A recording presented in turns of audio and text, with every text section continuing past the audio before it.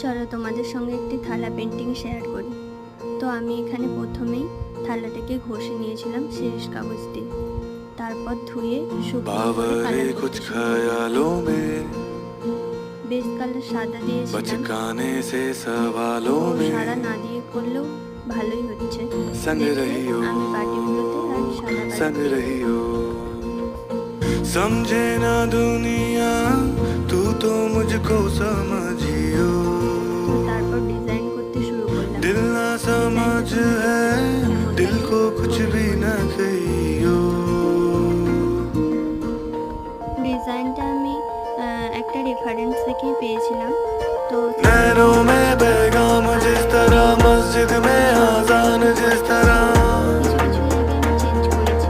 नैनों में पैगाम जिस तरह मस्जिद में आजान जिस तरह, सुबह होने तक जल रहे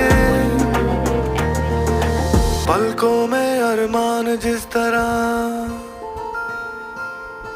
संग रही हो